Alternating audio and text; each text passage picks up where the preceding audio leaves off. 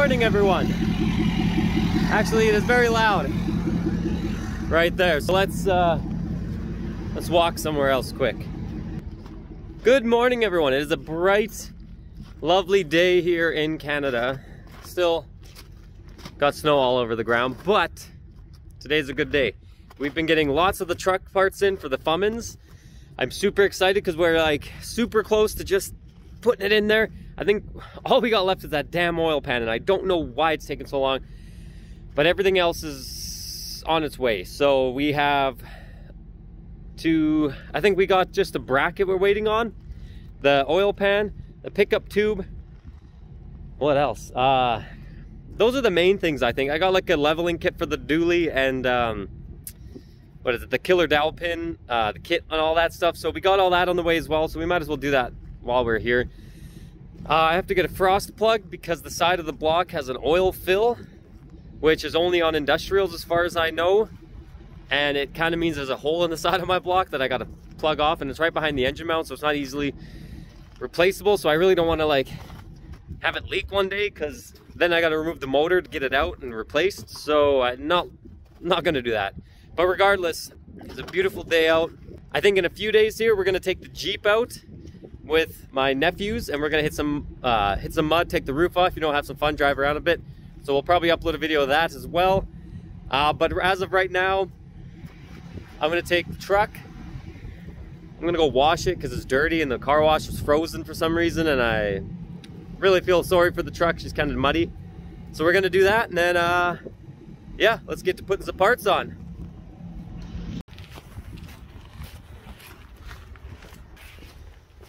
All right, so it's taking the turbo off to put it on. Let's get a better angle. Took the turbo off to put it on the manifold, which means I had to take off this tube here, the return tube. But when I put the turbo on, I forgot about the tube, which means I had to unbolt it from here because I didn't slide it back in to the original pipe. So now I got to get this gasket off of there, but that gasket is extremely old or something. I don't know. It's from 1994. So, but regardless, it didn't come off nice. It still isn't coming off nice, and I have to go get a new one now. I'm gonna run the Napa and see if they got one. If not, maybe to the Chrysler dealership. But Rock Auto has them, $5 with $20 to $40 shipping. But it won't be here till the 23rd, and it is currently the 18th or something. So if they have them in stock, that'd be a lot better because then I can get it now. Otherwise, I guess I gotta wait. But nonetheless, it's not even that big of an issue. Just kind of annoying. I guess don't forget to put on your turbo return lines when you're putting the turbo back in, if you don't have another gasket to replace the broken one anyways. All right, next up is the power steering. Right here. Well, I think that's vacuum actually, but power steering, vacuum pump. We're gonna do that now, I think. I'm probably just gonna do a time lapse or speed it up because I don't think you guys want to watch it really, so there's not much to say when we're doing it, so we might as well just time lapse. And while we're at Napa today, I'm gonna see if I can get a frost plug for this guy, because there's a hole in the block, and that's for the industrial motors. I believe it's just the industrial motors that have that. Nonetheless, there's a hole behind the engine mount, so I really don't want that to leak. So I think I mentioned that before, but we're gonna also try to pick one up there. So I'm gonna measure this now and write it down. Oh, if I had an actual tool, that'd be a lot nicer. That looks like 1 5/16. So now that we got that memorized, we're gonna buy a freeze plug and stick it in there. Cannot forget to mention that the truck here is looking freaking spectacular, nice and shiny. I love it. Look, I can do one of those mirror things. But yes, it is looking spectacular. I just picked up some good spray wax and it just turned out awesome.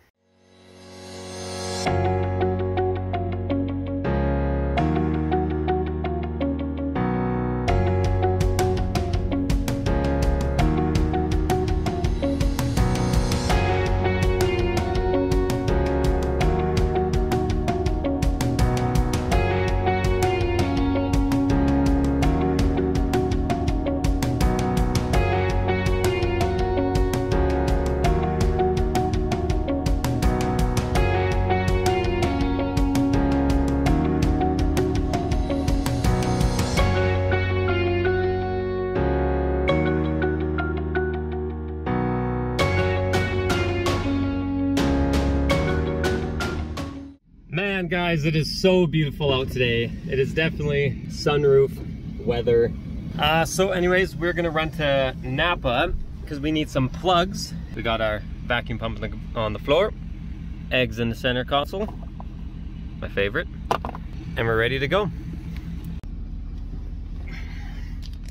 We actually had to go to a few different places because no one can seem to find a damn plug that fits that vacuum for some reason, that vacuum pump. It's just a weird thread. No one could really figure it out. We got 3 here. One of them's just like a pipe plug, and these 2 are just, I don't know, they got an O-ring on them, but I think they should work anyways. It's really strange because the thread of this big guy here shouldn't work, but it does. Not the right size, but it fits in, and that kind of solved their issue of not being able to figure out what plug goes where. So I mean, I'll throw some silicone or thread sealant on there, and I'm sure it'll hold. We already gutted it, so I'm certain there's no vacuum. The silicone or thread tape should just help with the, because it's a little, it seems almost loose. It is, but it isn't. I don't know. I'm just gonna throw that in there just to make sure, keep anything out. So let's head back there. All right, so we got our plugs here.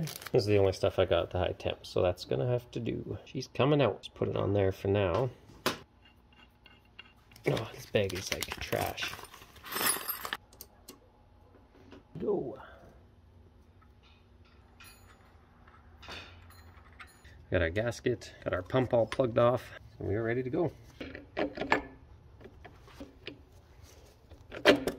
There we go. She's in.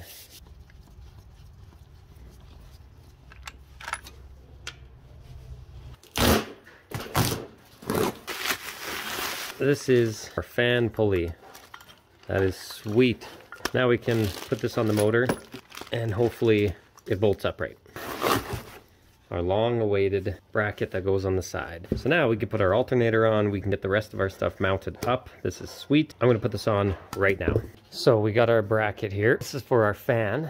It's not actually tightened down or anything yet, but this is the pulley and the bracket in one. And this is our engine fan with a clutch. And with these motors, for some reason, there's like clockwise and counterclockwise threads. So you really have to make sure when you're buying these, that you're buying the right one that you have. It was really hard to find a clutch that worked with this bracket. I had to scounge the internet on eBay and Rock Auto and look at pictures to make sure they were the right thread direction and everything. It is here, so we're gonna make sure it is the right size, the right thread direction. We're gonna put it on right now. So this one should be counterclockwise. It looks like it's going. Look at that tool. Found it in the bin. Like, goes every which way. How does that even? Wait, when you spin it around, does it spin the end? Yes. Oh, that's so cool. Yeah, it does spin. Wonder why they threw it away. Don't know. Does it still ratchet and work? Oh, maybe that's why. Oh. Yeah, I don't know if it works. That might be why it was in the bin. So this goes like so. And this flips up like so. So there we go, we got an alternator on, finally. That bracket just came in, took forever from eBay, but what can you do? So now we are just waiting on the oil pan, pickup tube, and then the motor can go in and we can put the rest of the stuff on after. Very soon, guys, very, very soon. So glad that alternator, it looks great on there. Ugh. Got another package. You know what's in eBay packaging? When there's like tons of that stuff. Oh, what is this? There's our sump pump. Or sump tube, rather. Hey, we got her.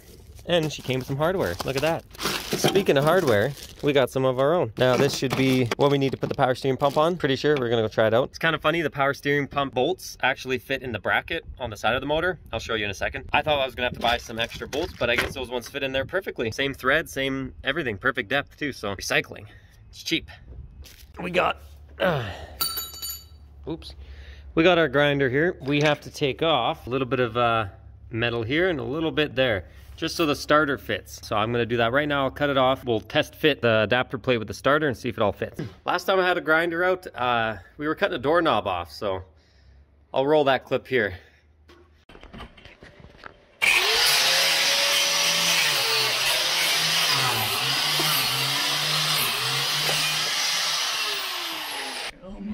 We're getting in this fucking...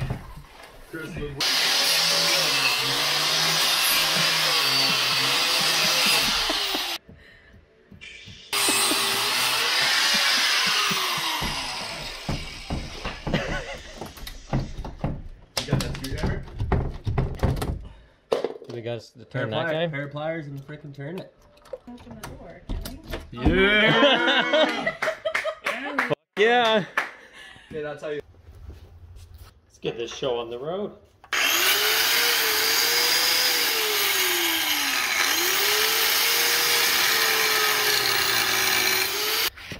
You look at that cut. Focus.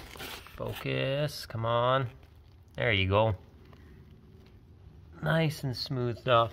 Now, from the picture, that looks like about what we need to take off there. This, I do not know. It doesn't really give an exact line. Sorry, we're gonna just mount it all up and see if it just works. So I'm gonna go grab the adapter plate. I'm gonna clean up this a little bit with the wire brush, maybe wire wheel. As per the instructions, you have to clean up this because that's the way the starter grounds is through the block. So this has to have a nice, good, smooth connection point from about here to here, nice and clean. None of this rusty roast stuff. We're gonna run over that quick and make it look nice and pretty. I'm gonna put my glasses back on for this.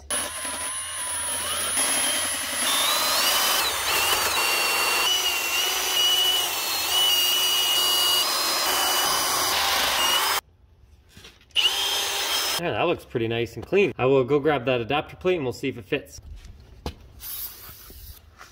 Give her a good wipe down here.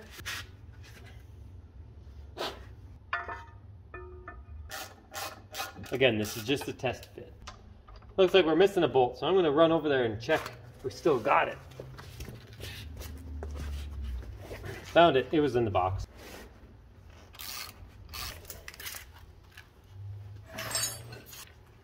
Clean this starter up.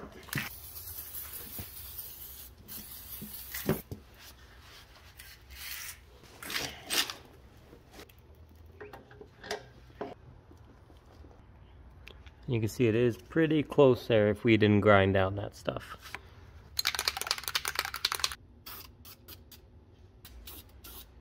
That looks really good. Same blue I'm going to use for the valve covers and the front cover, but that looks really good down there. Almost makes me want to do the whole engine. So I'm just going to clean up this little bit here, rag and some brake clean. Where's my picture? That paint down there is looking quite marvelous, if I do say so. Get this big thing off of here.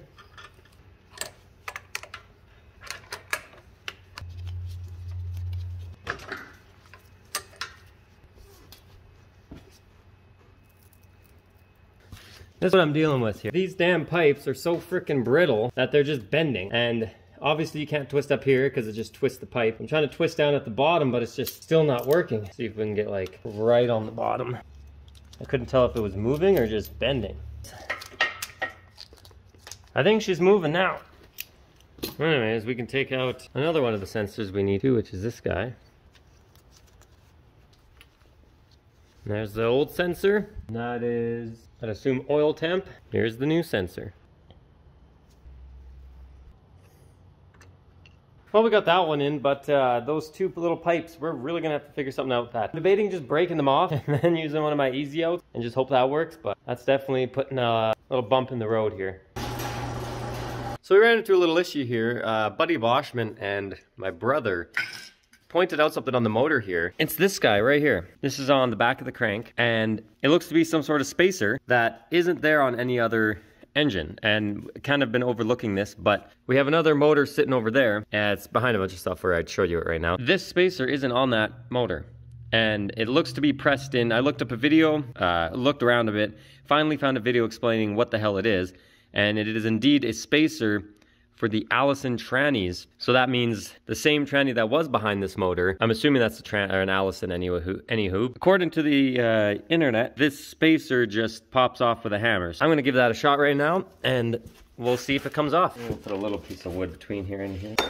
There we go. It is in fact correct that this just pops off. So I'll put a mention in the description of what video that was. So if anyone else is having issues, you can thank that guy for finding that for us. That looks a lot nicer because this probably wouldn't have fit with our Ford tranny. This definitely looks like some sort of Allison because it has a really big tranny behind it. Now it's not going to have such a big one. That is awesome. We were worried that we were going to have to take the cam out or crank out or something and have to change something major, but thankfully it just slips over top and is held on by pressure because there's no threads, as the other guy mentioned. There's no threads in here, only in there. So these bolts that were in here simply held this on. But now thinking, I wonder if these bolts are going to be too big for our flywheel, but actually I think DCS supplied flywheel bolts. I do not think that'll actually matter. God damn. How do you open this thing? There we go. Oh, look at that. They did supply some voltage. That's awesome. DCS. So, I just double checked the old instruction booklet, make sure I wasn't forgetting anything, and good thing I did, because they want you to check the flywheel on the torque converter to make sure it fits right before you do anything else. We're gonna check that right now. So I can maybe, oh no, I gotta undo the bolts. Let's get this guy inside. I don't know if there's any fluid left in this thing, but I guess we're gonna find out one way or another.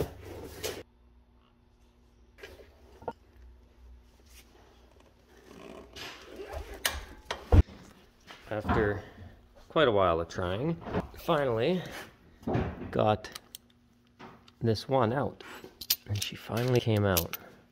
Now that thing was in there like you wouldn't believe. It's out now. That's one.